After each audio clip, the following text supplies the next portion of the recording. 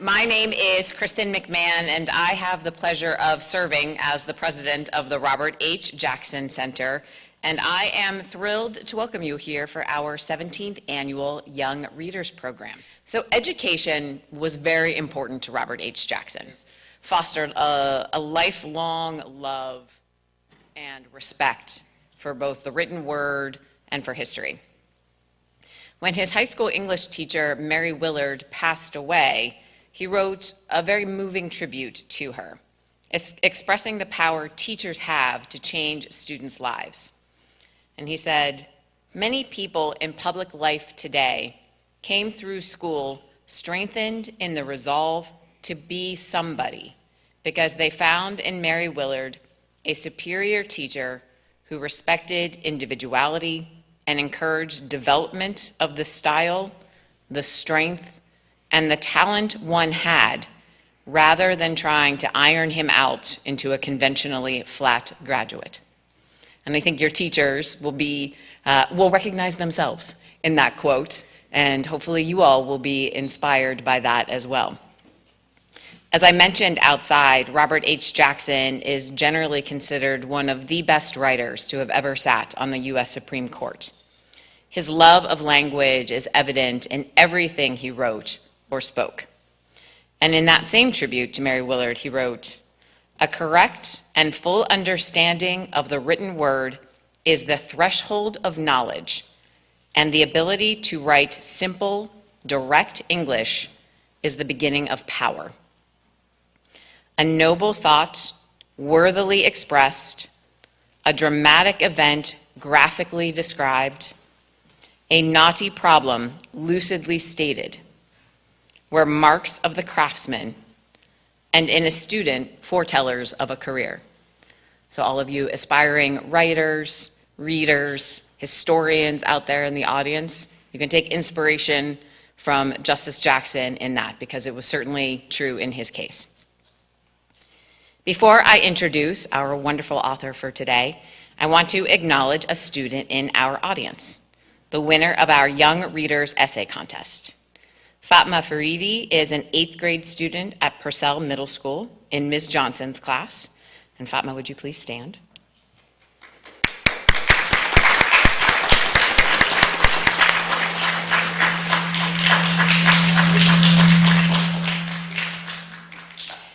So Fatma's essay was on the concept of home and what home means to her and where she finds it. And I was fortunate to join her and Ms. Johnson and Mr. Kresge and our author, Lesa Cline-Ransome, for a truly wonderful dinner last night. And we shared what home means to all of us, our travel aspirations, what we want to write about, what we love to read about, and some of our favorite books. I have a very long list of new treasures I now need to explore based on last night's conversations, which I always feel energized by. And in addition to dinner, Fatima received a certificate of excellence, a signed copy of Finding Langston, and $100 in gift cards, including a $50 gift card to Good Neighbor Bookstore. So Fatima, congratulations.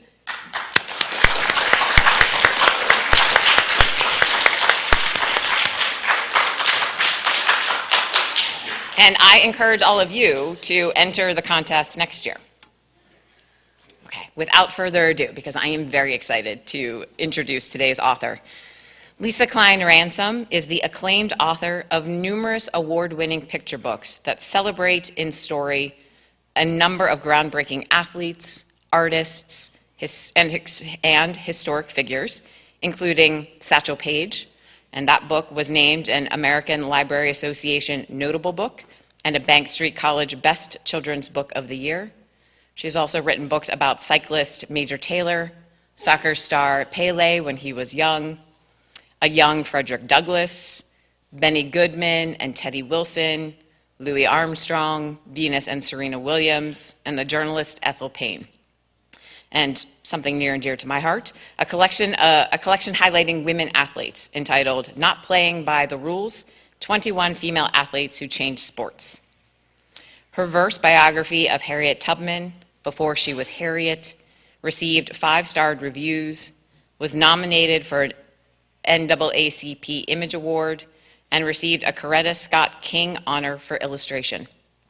Her debut middle school novel, Finding Langston, was the 2019 winner of the Scott Odell Award for Historical Fiction and received the Coretta Scott King Award Author Honor.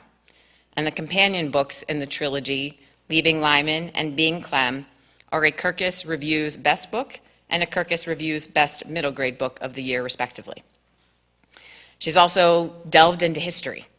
So Overground Railroad, Light in the Darkness, How Slaves Learned in Secret, and Freedom School and Whale Trails, Before and Now, are her titles that uncover the hidden stories in American history. Lesa's books have received numerous honors and awards, including NAACP awards, Kirkus Best Books, School Library Journal Best Books, New York Public Library Best Book, the American Library Association Notable, an NCTE Notable, the CBC Choice Awards, plus 2 top 10 sports books for youth, an Orbis Pictus Recommended Book, an ILA Teacher's Choice, Jane Addams Award, and Christopher Award, so many awards. She frequently collaborates with her husband, award-winning illustrator James Ransome, and they are the proud parents of 4 children. Lesa, we are so pleased to have you here with us today to share your thoughts on writing.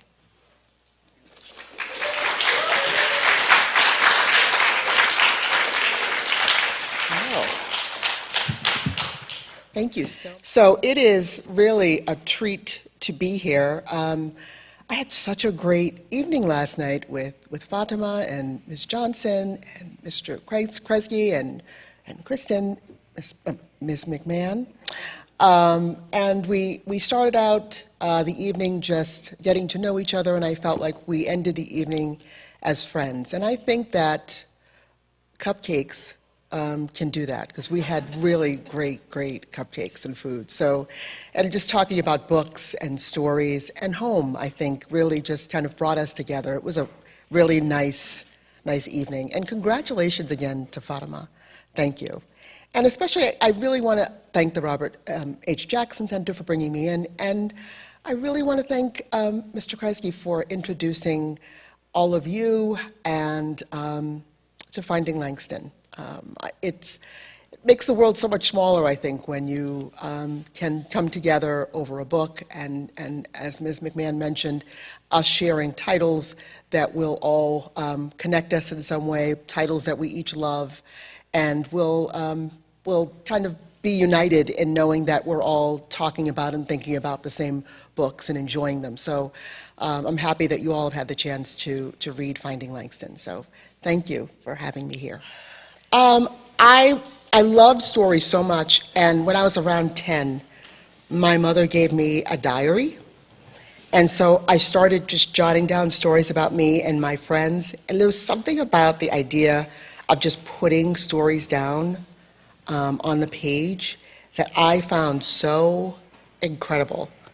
And also, I was in a family where we would sit down for dinner every night at about 5 or 5:30, and we wouldn't get up from the table till 7 or 7:30, because we all just loved sitting and talking and telling stories. So something about telling stories that I found so powerful that I realized then when I started writing them down, the way that it made me feel. I thought, if I could just do this forever, I would love it.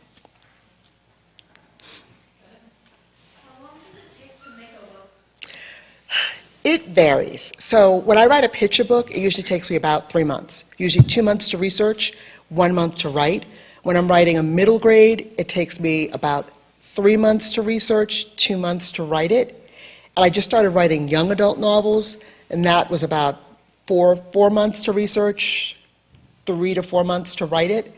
But I have written a picture book in as little as 2 weeks.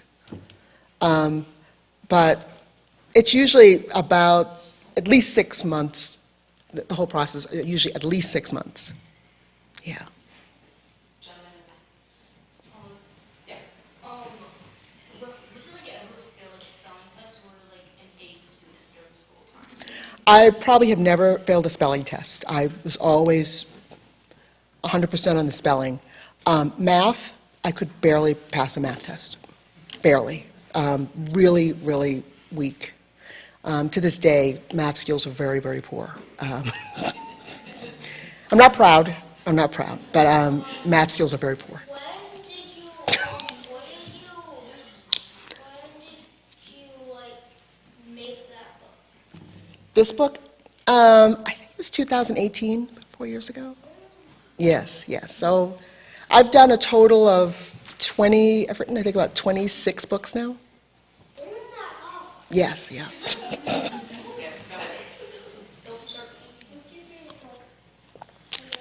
What's your favorite book? Well, I love Finding Langston. I love all the Finding Langston books. And I love the book Before She Was Harriet, because I think I've been wanting to, I think I've been writing that book since I discovered Harriet Tubman. I think I've been writing that book in my head. So to actually have it out, yeah, I love that book.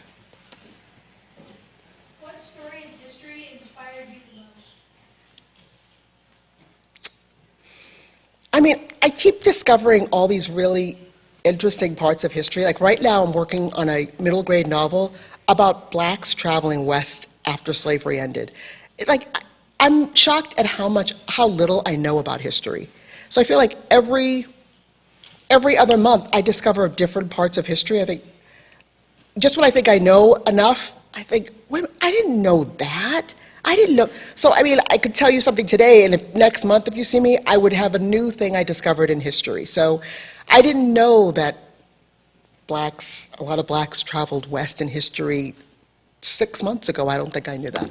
So now that I know it, I talked to my editor, and she's like, yeah, let's do a book about it. So that's what I'm writing about now, and that's, like, to me, one of the most interesting parts of history, about all these blacks traveling west after slavery ended and settling towns in Nebraska and Kansas. I didn't know that.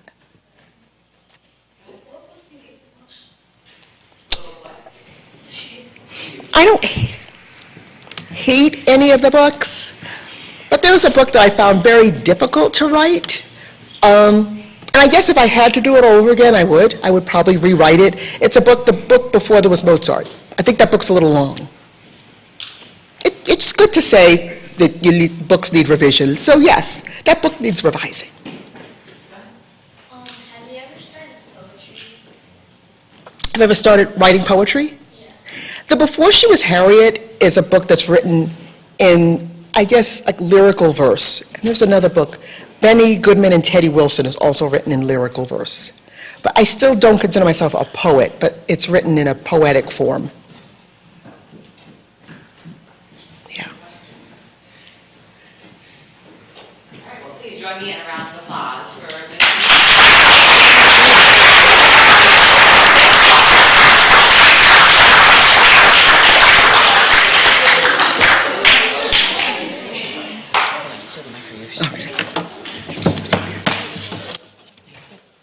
So thank you all very much for being with us today. I hope we can look forward to seeing you all next year as well for the 18th Annual Young Reader Program.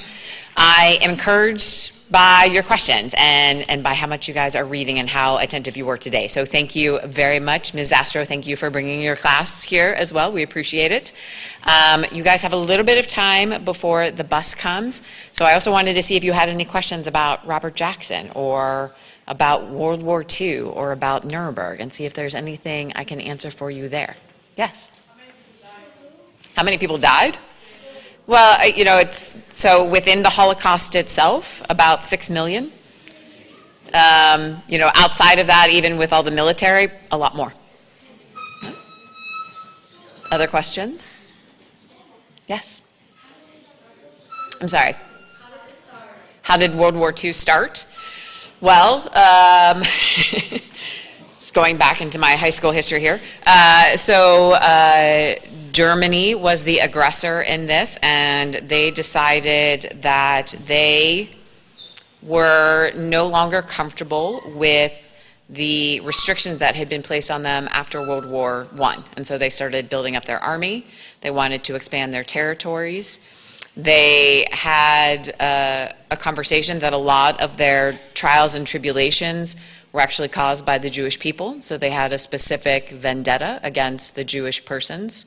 And so you started slowly stripping away their rights. telling them where they could live, telling them where they could go to school, telling them what they could and couldn't do, and then eventually transporting them from their homes to the concentration camps. And at the same time, they were invading the countries around them as well to take over those territories and to spread what they thought was their perfect idea into the surrounding countries. And that's how it started. The Allied powers thankfully fought back and resisted, and were eventually victorious. But it was a long, drawn-out process, and it was the second major war in Europe in a generation, so it took quite a toll. Yes. I did play sports. I swam, I played tennis, I ran, and played softball. Yes? I'm sorry, I can't hear you. Of course.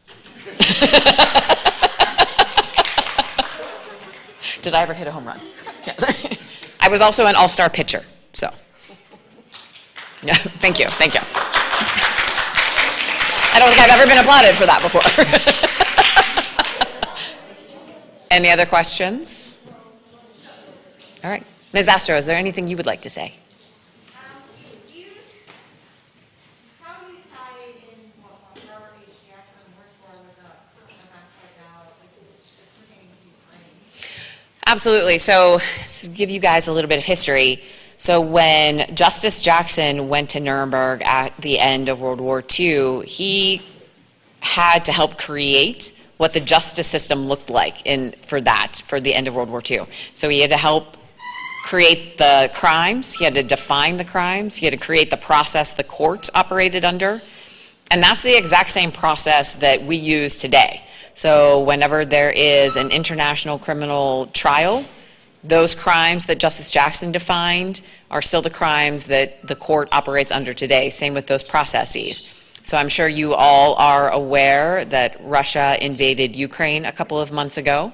And so the conversation amongst the lawyers who do this type of law, which is called international humanitarian law, are working through how is President Putin and how are potentially the leaders of Russia going to be held accountable for this type of action.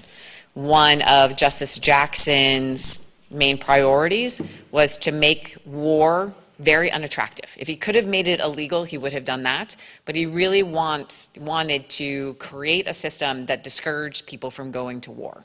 And so now that President Putin has invaded Ukraine and is committing some of the acts that he is committing there, by targeting civilians, by targeting children and hospitals and schools, he has brought his action out of what I will call the legal realm of war and into the part of war where the international community says this is unacceptable and we have to do something about it. So they are already drafting the legal documents that will be necessary to hold President Putin accountable, and we'll see how this moves forward. There's a lot of questions about this. Yes? Are there any currently living Nazis? Well, let's see. So if World War II ended in 1945, that was about not quite 80 years ago. So if we were to assume you were 18, even at the end of that, how old would you be today? So it is possible that there are some, but certainly getting less and less likely every day.